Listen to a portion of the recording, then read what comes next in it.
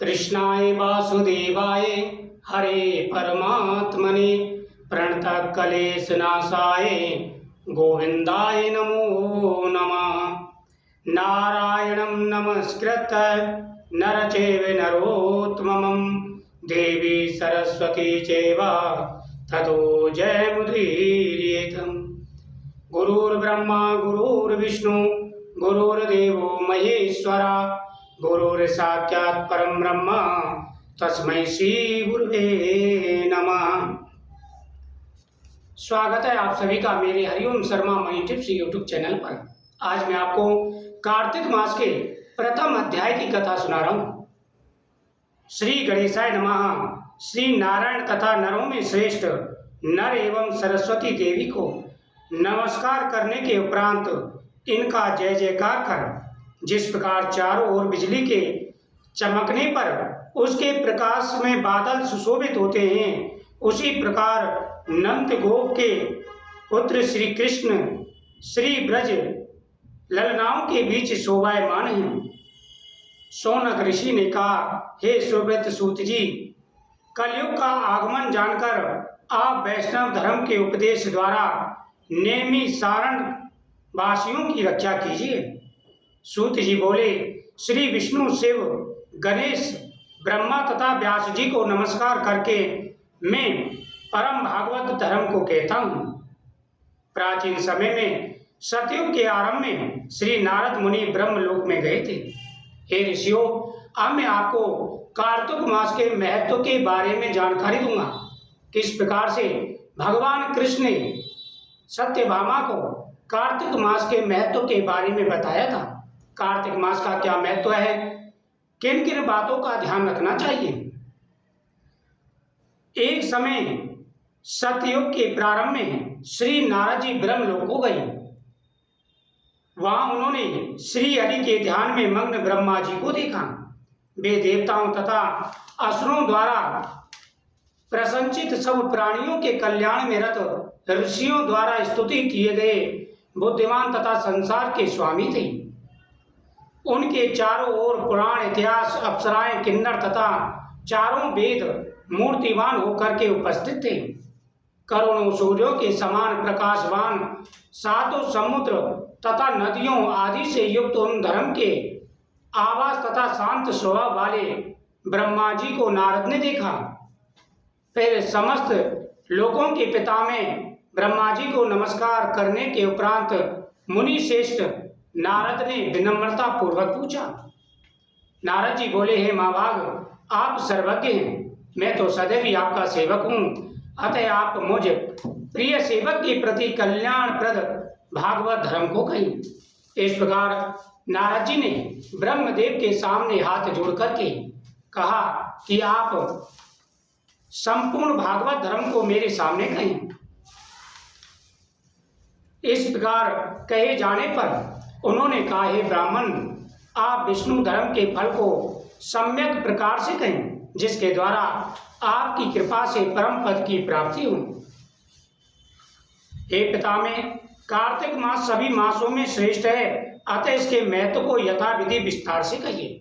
अब देवर्षि नारद ने कहा कि हे पितामह, कार्तिक मास का महीना सभी मासों में श्रेष्ठ क्यों है, इसका महत्व विस्तार पूर्वक बताइए।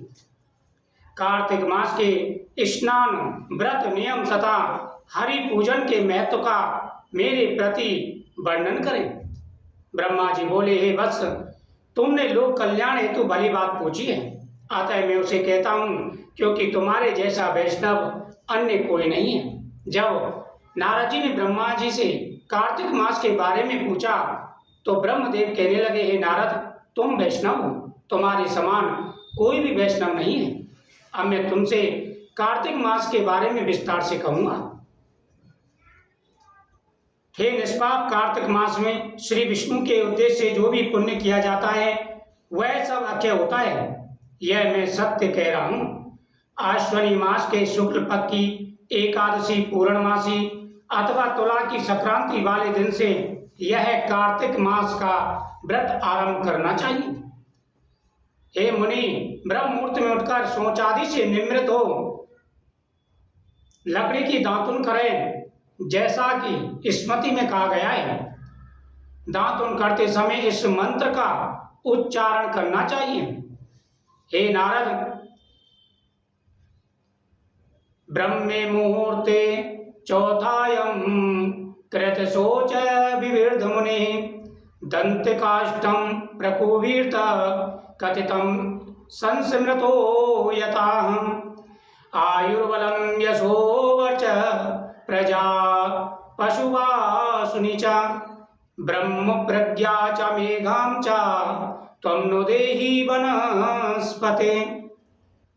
तुम मुझे आयु, बल, यश, ओज, संतान, पशु, धन्य आदि बुद्धि और मेघा प्रदान करें। इस मंत्र का उच्चारण करते हुए 12 अंगुल वाली बिना गांठ की दूधिया व्रत की दातुन श्रद्धा तथा व्रत के दिन छोड़कर नृत्य करें। दातुन लाकर मुख की शुद्धि करें। प्रतिपदा, अमावस्या, नवमी, षष्ठी, एकादशी तथा रविवार के दिन एवं चंद्र सूर्य ग्रहण में दातुन नहीं करनी चाहिए। कांटेदार वृक्ष, कपास, निर्गुंडी, पलाश का वृक्ष, बरगद, एरंड तथा दुर्गंध युक्त वृक्षों की दातुन नहीं करनी चाहिए। वनस्पति में चंद्रमा के पहुंच जाने अर्थात रात्रि के समय जो वनस्पति की हिंसा करता है, उसे दातुन तोड़ता है, उसे निसंदेह घोर पाप लगता है। संध्या के समय दातुन नहीं तोड़नी चाहिए, इस बात का ध्यान रखें। दातुन के न मिलने पर अर्थात वर्जित तिथि होने पर पानी के 12 कुल्ले द्वारा मुख शुद्धि की जाती है।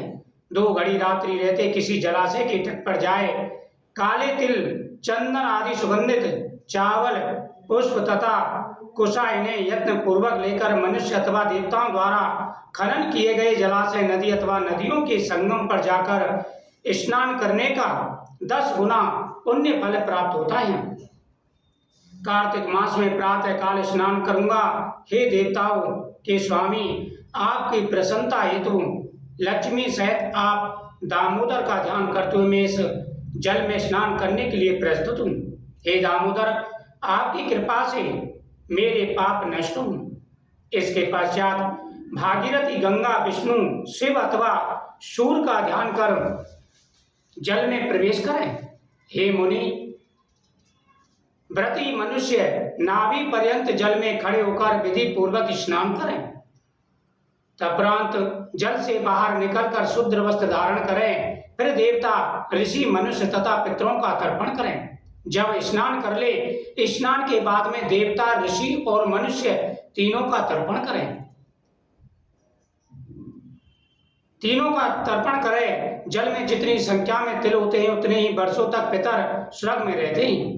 बकरी अथवा भेड़ के पाद स्पर्श से धूलि उड़ने से आयु तथा धन का नाश होता है। कुत्ता, कौवा, ऊंट, गधा, उल्लू, सुअर तथा ग्राम पक्षी, मुर्गा, बतख आदि दीपक, सूप, सैया, जूता तथा झाड़ू स्नान उपरांत इनको छूना वर्जित माना जाता है। स्नान करने के बाद में इनको स्पर्श नहीं करना चाहिए।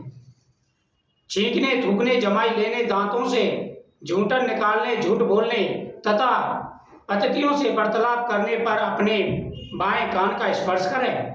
अग्नि, जल, त्रिदेव, ब्रह्मा, विष्णु, शिव, चंद्रमा, सूर्य तथा पवन, हे दिव्य, ये सब दाएं कान में रहते हैं। प्रातः काल इन कृत्यों को समाप्त कर अर्घ देना चाहिए। गंध, पुष्प तथा फलों को समर्पित कर दत्तचित होकर यह कहे, कार्तिक मास में विधि पूर्वक स्नान किए हुए मुझ व्रती द्वारा प्रदत्त अर्घ को श्री हरि राधा सहित ग्रहण करें। इति श्री पद्म पुराण कार्तिक महत्वे स्नान वर्णम नामक प्रथम अध्याय संपूर्ण हुआ। ओम नमो भगवते वासुदेवाय नमः। इस प्रकार से इन व्रतों का नियम करें, हर प्रकार की मनोकामना पूरी होती है। जय